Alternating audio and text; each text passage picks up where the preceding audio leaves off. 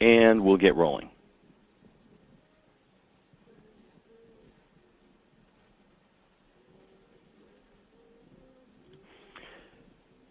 Okay, great. We're ready to go.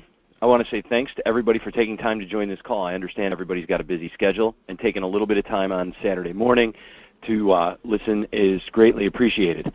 At this time, I want to do a couple of housekeeping items. First, we're going to only spend maybe 10 to 15 minutes on this call. It's designed to give you a summary and a feel for the current market, and not designed to be a diagnosis of your existing mortgage situation or strategy that you should employ going forward. If you are interested in more details about your specific situation after the call, feel free to contact us. And depending on how long we run, we may take a Q&A at the end, but we're likely just to post a frequently asked questions follow-up email. So with that said, let's kick off. What we're going to do is talk a little bit about the mortgage market and update things here in 2009. Today's financial landscape is certainly challenging. What we've seen is a big development over the course of many fronts of people's financial lives. Certainly there are foreclosures in the marketplace. People are more indebted than ever. There's people getting laid off, job cuts, reductions, salary reductions.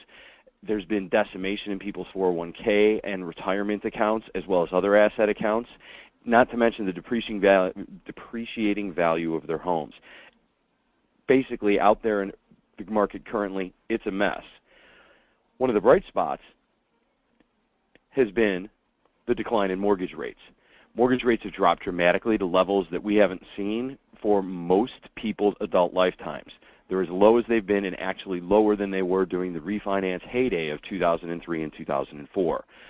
But just because rates are low doesn't make it a mandatory move to refinance. As a matter of fact, many of our clients are so paralyzed by the questions that they have about refinancing, given the rest of the financial landscape, that they're not exactly sure what to do. But we all know that refinancing is available. President Obama announced in the last week that we've had tremendous opportunities to refinance, and that millions of people are doing so and saving hundreds of dollars a month to boot. His story on that, to a large degree, is that we're going to stimulate the economy by saving a little bit of money every month and being allowed to plow that back into the economy. That's the traditional refinance practice. You get in, you sign your documents, you hit your target rate. The fact is, over the last few years, every rate drop is an opportunity to save money monthly. The usual strategy has been simple. A drop in rates equals a drop in monthly payment. Most folks who have had more than one mortgage in their lives just have followed rates down in the high 6s or low 5s. Each time they hit that new target rate, the payment goes lower. But the question is, in today's market, is that the move to make? This drop's different. More negatives are on people's financial statements. Retirement accounts are smaller. Customers every day from the financial statements we see have several negatives compared to just a year or two ago. The retirement accounts are smaller and the property value has dropped. Combine this with adjustable rates, and a refinance to a new 30-year fixed in this market may not make sense. One of the big challenges that we have is appraisals in today's mortgage market. The fact of the matter is that this article appeared in the last week in the Atlanta Journal-Constitution, and it talks about the idea of trying to get appraised values to cover refinances. Homeowners who hope to cash in on these low rates are discovering they can't refinance because their home values are too low. This causes a tremendous problem. Lenders are taking the attitude that even though you owe them $200,000 or $250,000 today, and that you're going to refinance and take no more money out of the house because you're negative on your equity, or you've seen a drop in your equity since the last time you refinanced, they don't want to do the new transaction. Even though the lender's no worse off in terms of their risk because they still have the loan on your house, because they perceive you as being in a less strong place, they don't want to make a new loan. Falling home values and tighter underwriting guidelines have made it very, very difficult for homeowners to qualify versus a couple of years ago. You can't just throw your paperwork up on the wall and expect that you're going to close in the next few weeks without a problem. 35%. 35% is a number of people in this country who don't care an ounce what's going on with interest rates. And the reason is they don't have a mortgage. The fact they don't have a mortgage means that today's drop in home values has no impact on them. They just keep living in their house. And the question many people have asked us is, how do I become one of those people? If you've been paying a loan for 5 or 10 years, going back out to 30 years may not be a worthwhile trade for $100 a month.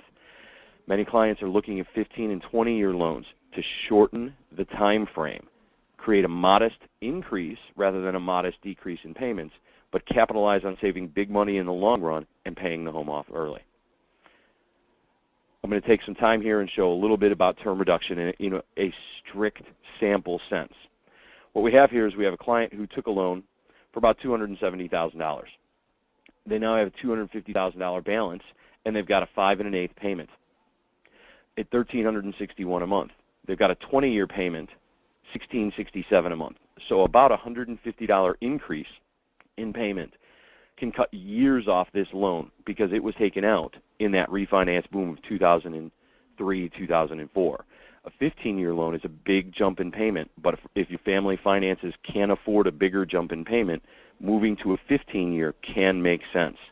For this client, if you take a look at the conversion to the 15-year mortgage, they're going to save $65,000 in the first 10 years alone, and they're going to eliminate 8 to 13 years of payments on the back end of their loan.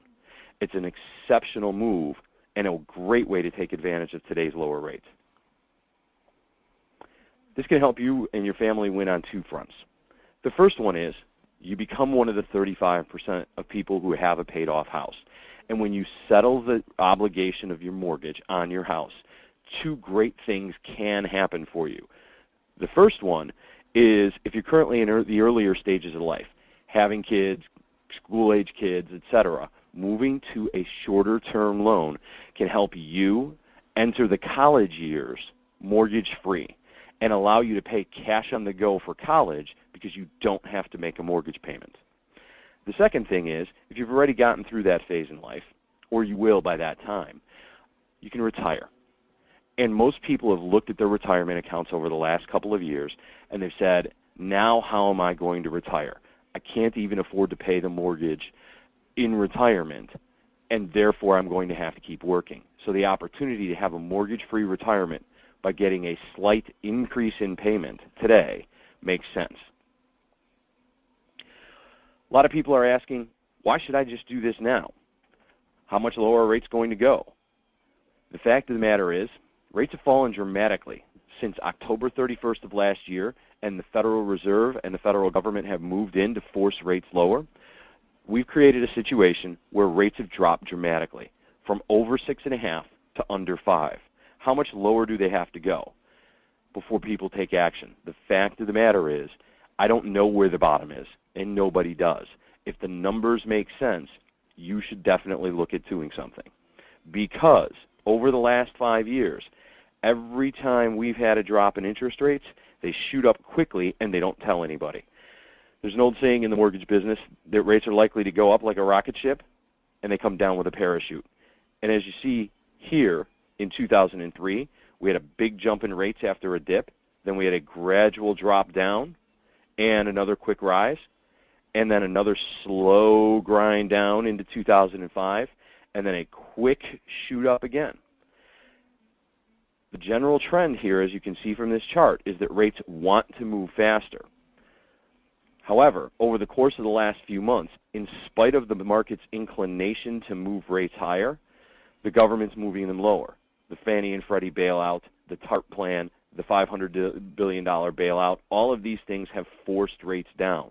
However, as you remember the previous screen, at some point, we're going to run out of federal dollars to force interest rates down, and they will shoot higher. So, pick up the phone and call us today.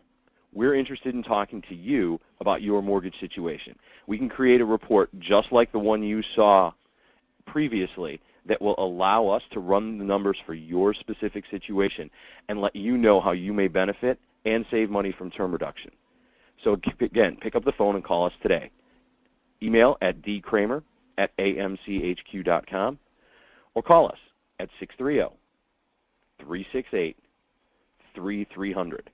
I hope that this call has been a benefit and allows you to understand the way you can look at your mortgage going forward, and we look forward to helping you run the numbers for your specific situation.